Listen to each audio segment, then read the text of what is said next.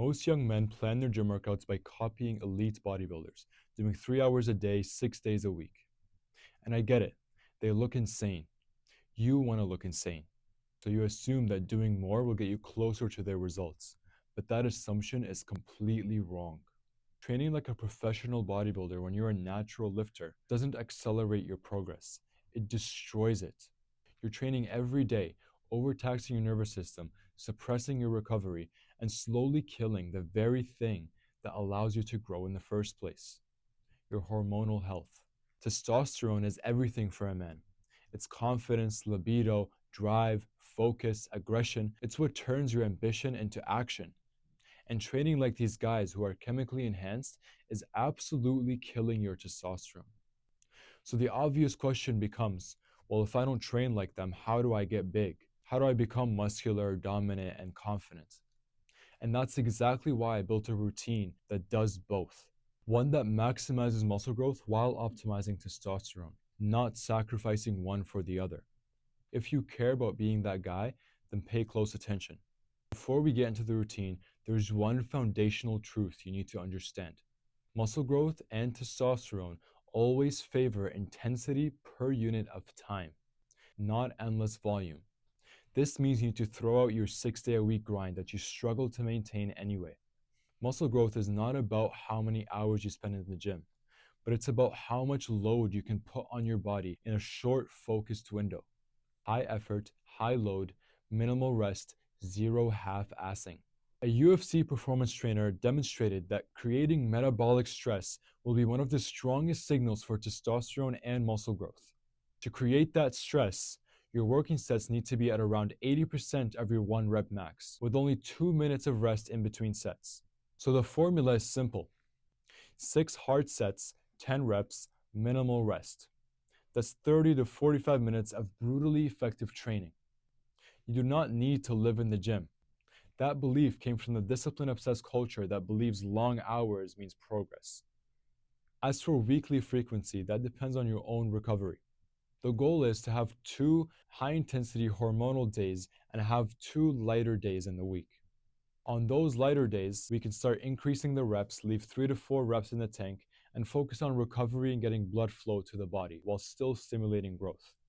If you're newer to lifting, start with 1 heavy day and 1 lighter day. Then as sleep, nutrition, and your recovery improves, you can start increasing it slowly and build up to the full 4-day split. Now let's talk about execution. Ideally, you want to do your workout in the morning, typically between 1 hour after waking and your afternoon dip. In this window, testosterone is at its peak. Cortisol is acutely elevated, and your nervous system is primed for output. This gives you the highest chance of pushing heavy weight for all 10 reps. The 2 high-intensity days are split into upper body and lower body. And since we have 3 exercises for each hormonal day, you'll do 2 sets for each exercise, equaling 6 sets total. For the upper body, start with controlled push-ups to raise your body temperature and get the blood flowing. For your first working set, you're going to start with incline dumbbell press. Dumbbells are chosen over barbells because they demand stabilization and core engagement. This gives you more functional strength instead of robotic gains.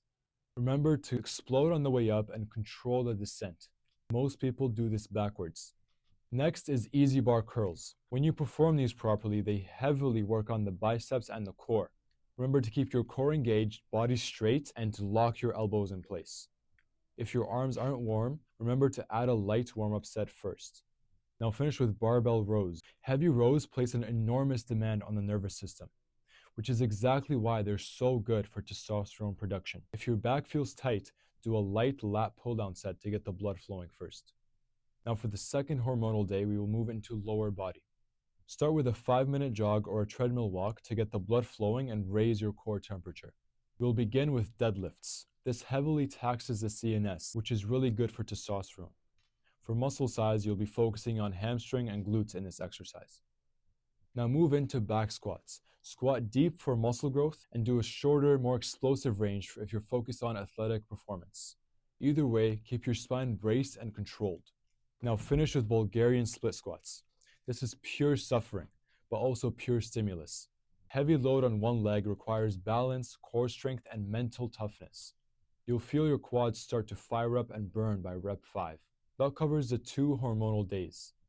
What's left are 2 lighter, flexible support days. Higher reps, controlled pace, 3 to 4 reps in reserve. This is where you can bring up the lagging muscles by doing isolation work like lateral raises, lat pull downs, chest machines, and tricep extensions. This isn't about doing more. It's about doing what actually works for your hormonal health, your body, and your life. Instead of leaving the gym exhausted and depleted, you leave sharper, stronger, and more dominant. If you build training around hormonal health instead of ego, the muscle automatically follows, and so does the confidence. This is how natural men are supposed to train. So train smart or stay stuck forever.